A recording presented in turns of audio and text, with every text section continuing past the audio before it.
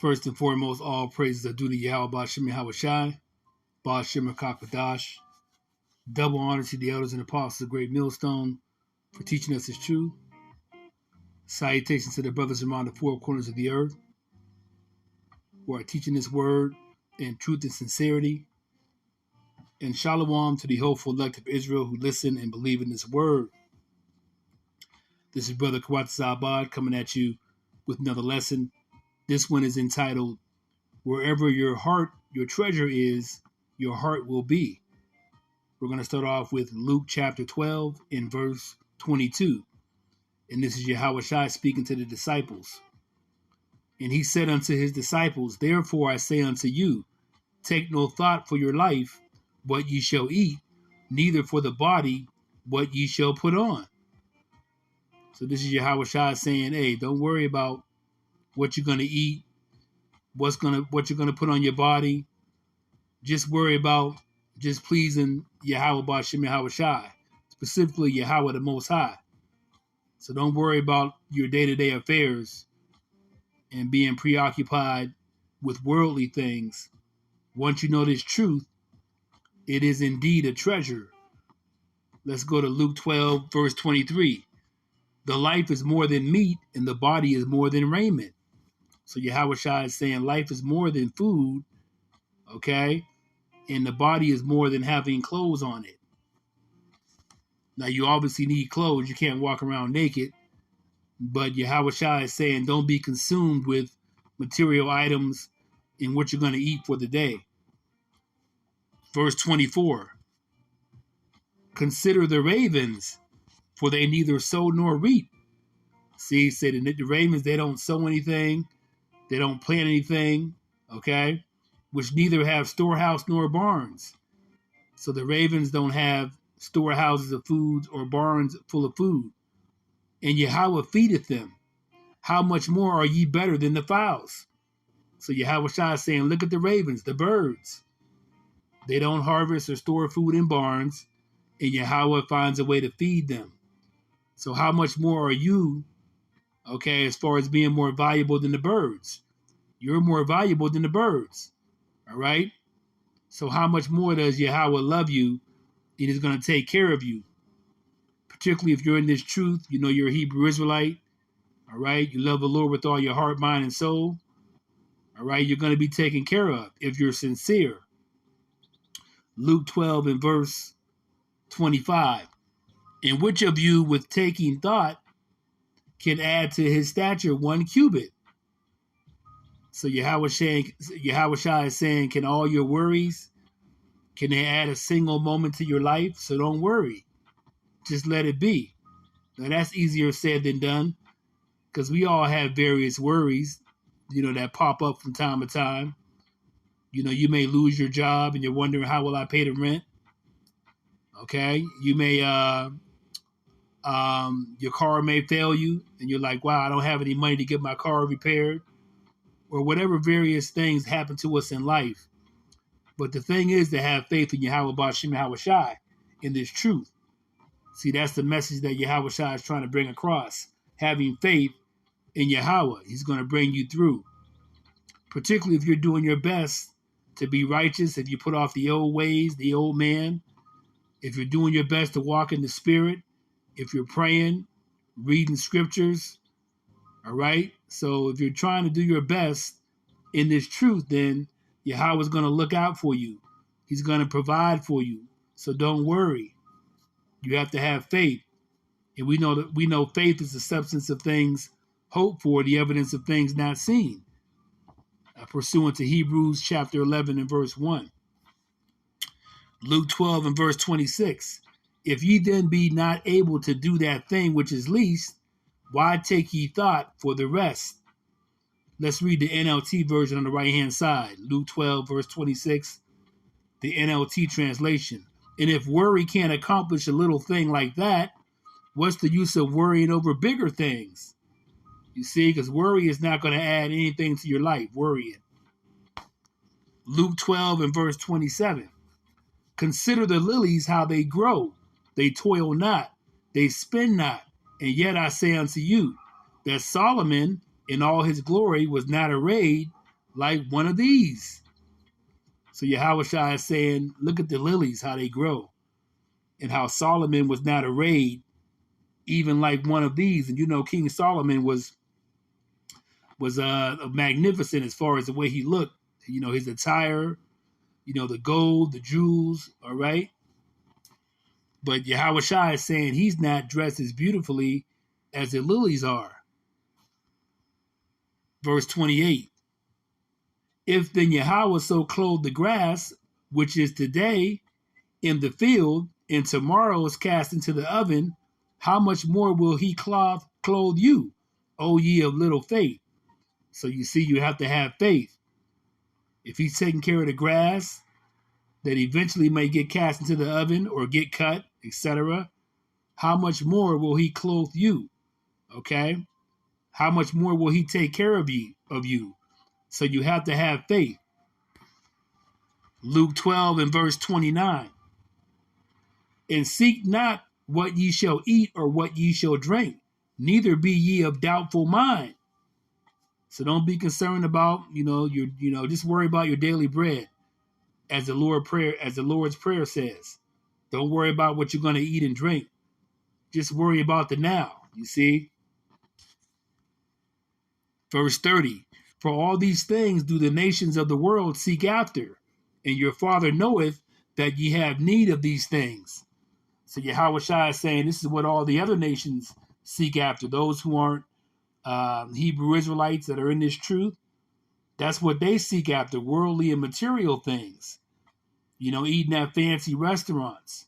Just worry about the daily bread, getting through the day and keeping it very basic. And if you're in this truth, you're going to be prudent and wise, and you're going to make good decisions based on the Ruach Kodesh, the Holy Spirit, working with you. And Yahweh already knows your needs. He knows what you need. You see? He knows you need food. He knows that you need clothes and certain things that you need. But all you need really is the basics. You don't have to overdo it. Luke 12 and verse 31. But rather seek ye the kingdom of Yahweh, and all these things shall be added unto you. So your first obligation is looking forward to the kingdom. You see, that's where the treasure is. You see, that's where your mind should be focused on, because heart means mind. You see, wherever your treasure is, your heart will be also. And heart is mind. So your mind should be focused on the kingdom, focused on Yahushua coming and cracking those clouds and destroying Babylon, America, and hoping that you're part of the elect and get beamed up into those chariots on the day of the Lord and not be destroyed. That should be your main focus. So if you seek the kingdom, everything else is going to be added unto you. You're going to get the basics to survive. Luke 12 and verse 32. Fear not, little flock, for it is your Father's good pleasure to give you the kingdom. So he wants to give you the kingdom. All right? He wants you to be blessed. Verse 33. Sell that ye have and give alms. All right? He's saying sell your possessions and give to those in need. Provide yourselves bags which wax not old, a treasure in the heavens that faileth not, where no thief approacheth, neither moth corrupteth. So store up, your treasures in the heavens. Keep your mind focused and keep thine eyes single on the kingdom, of Yahweh Bashim Yahweh Shai. And therefore, you won't have to worry about, material treasures here on earth that are going to rot away. As soon as you buy a car, as soon as you buy some clothes, eventually those clothes, they get old. That car gets old. You see? So everything that you do buy, on the earthly plane, it gets old. So store up treasure, spiritual treasures, in heaven that don't get old. Reading scriptures, calling on Yahweh Bashim Yahweh Shai, praying without ceasing. Striving for righteousness, walking in the spirit. You see, asking the Lord to increase your faith and wisdom in this truth. So store up that. Like the lesson says, wherever your treasure is, your heart will be also. So your mind and your focus should be on the kingdom, should be on Babylon, America being destroyed, and should be on, not worrying about this world. You should be hoping that this world gets destroyed as soon as possible. This place is very wicked. Luke 12 and verse 34. This is the main point. For where your treasure is, there will your heart be also. So wherever your mind is focused, okay, that's where wherever your treasure is, that's where your heart will be, where your mind will be. And the treasure is this truth, this knowledge, wisdom, and understanding of these scriptures, of these precepts, of these breakdowns, you see, of the MOTB spoken of in Revelation chapter 13, verse 16, of Jacob's trouble, where they're going to try to convince you to take that CHIP, all right? So your treasure is this knowledge, wisdom, and understanding, knowing that Yahushua is going to be coming back to destroy Babylon, America, knowing that the kingdom of heaven is coming down on earth, okay, after the day of the Lord. So that's what your focus should be on, hoping that you're part of the elect, the 1/3 elect of the Hebrew Israelites, so-called blacks, Latinos, Native Americans that are going to get beamed up in the chariots. All right, that should be your focus. For where your treasure is, there will your heart be also. And heart means mind. Your mind should be focused totally on getting out of here. All right, not worrying about this earthly plane, not worried about trying to stack up money in your 401k, not worried about, trying to get the newest car, you see, or get the latest clothes, or trying to get a bunch of women, or doing wickedness, you see. That's not what this is about, you see. You should be focused on the kingdom. So let's continue on. Let's go to another precept. Let's go to Matthew chapter 22. New tunes, I can find it here. Matthew chapter 22. And we got verse 35. All right. And this is part of the treasure that you need to keep your mind focused on. Matthew 22 and verse 35. It reads as such. This is a lawyer trying to question Yahushua. Matthew 22, verse 35. Then one of them, which was a lawyer, asked him a question, tempting him and saying, Master, which is the great commandment in the law? Verse 37. Yahushua said unto him, Thou shalt love the Lord thy God, all right, with all thy heart, and with all thy soul, and with all thy mind. You see, so you should be focused on Yahweh. With all thy heart, which is your mind, with all thy soul, and with all thy mind. You see? So that's where your treasure is. It should lie with Yahweh, Ba'ashem Yahushua. So wherever your treasure is, your heart will be also. So if you love the Lord thy God with all thy heart, with all thy soul, and with all thy mind, you're going to do your best to fear the Lord, okay, by following his laws, statutes, and commandments to the best of your ability, particularly the first 10 commandments. And the main one is loving your neighbor as thyself, all right, because that covers all of the law, you see, and that's going to come up in the next verse as well. But either way you slice it, you see that loving the Lord thy God with all thy heart, with all thy soul, and with all thy mind, okay, that is the treasure, you see. That's the treasure, because you're going to do what you have to do as far as walking in the spirit, growing in wisdom and knowledge, doing your best to live righteous, to please the Lord. Matthew 22 and verse 38. This is the first and great commandment.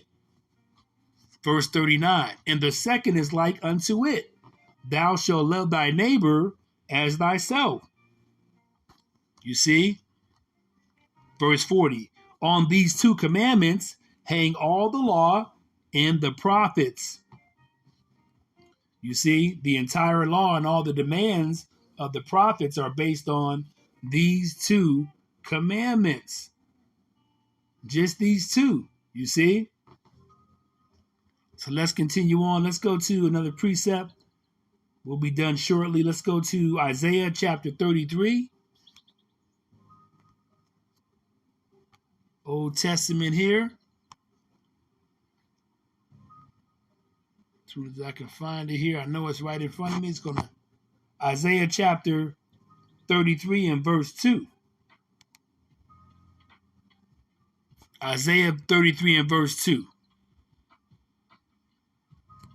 O Lord, be gracious unto us. We have waited for thee.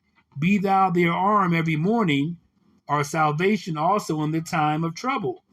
And we know the time of trouble is going to be, of course, it's going to be Jacob's trouble, where they're going to try to implement the MOTB and try to convince mainly the Hebrew Israelites, so-called blacks, Latinos, Native Americans scattered about the world. That's the main emphasis of the MOTB, to take that CHIP. Okay, spoken of in Revelation 13, 16, and 17. That's the main focus.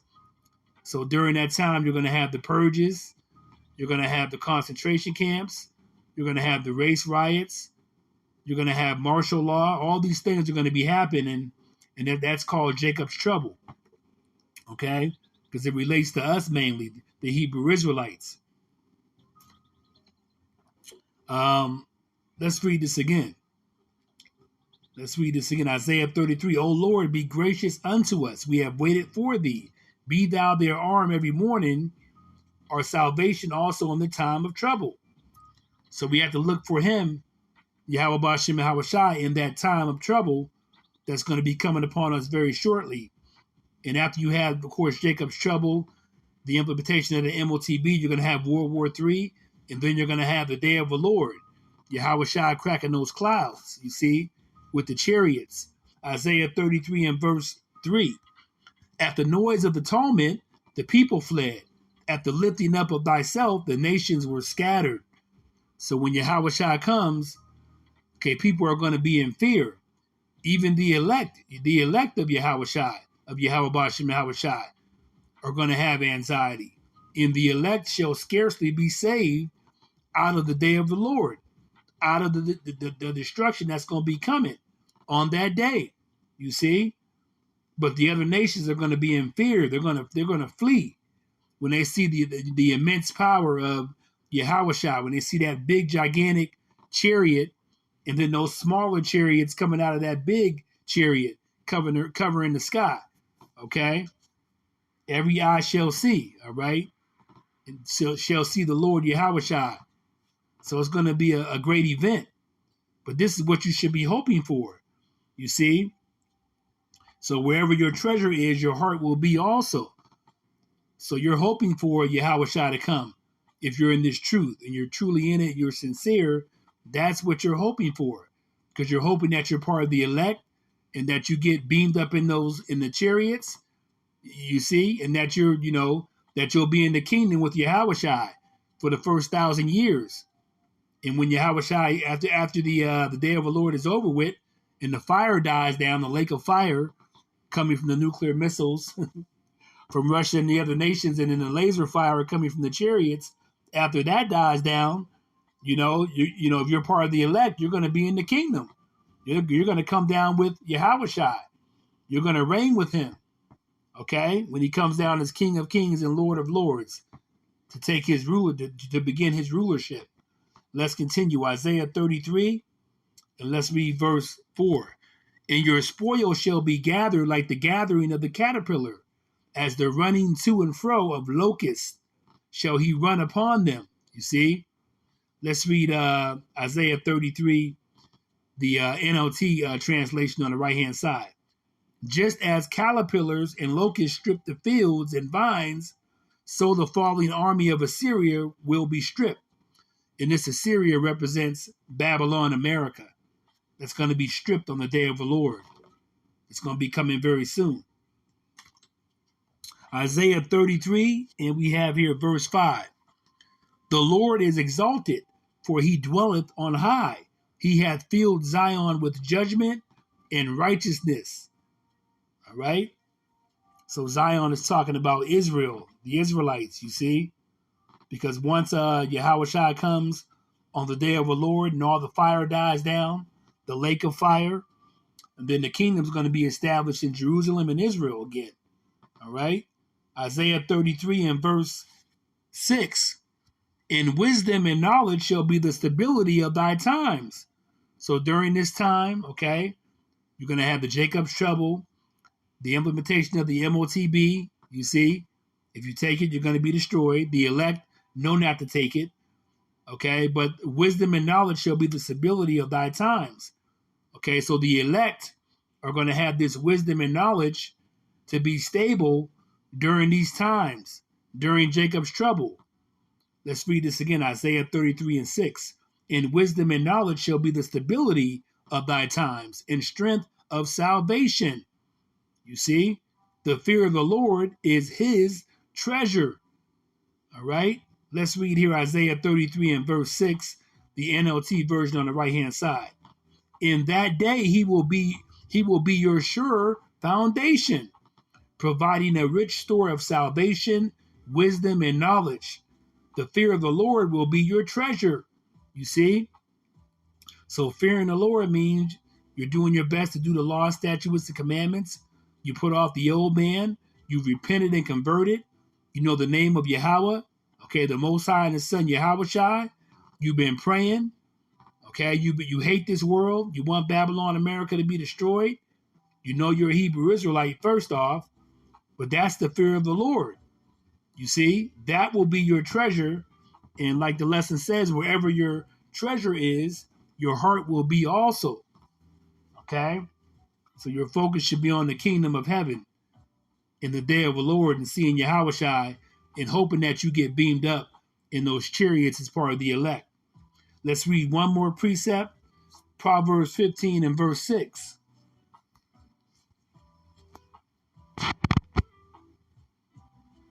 This is Proverbs 15 and verse 6. It reads as such. In the house of the righteous is much treasure, but in the revenues of the wicked is trouble.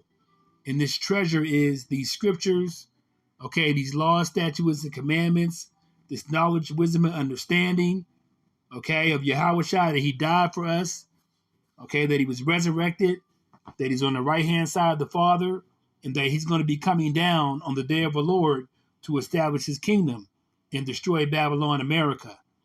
So that's the treasure, you see? That's the treasure. Let me see here. Let's go to, do I have one more? I think that was it. I think that's all I had here. I did Matthew 22. I thought I had one more precept. But on that note, I want to give all praises to Yahweh Bashim Yahushua Bashim Rakakwadash. I hope this lesson was edifying to you. Shalom.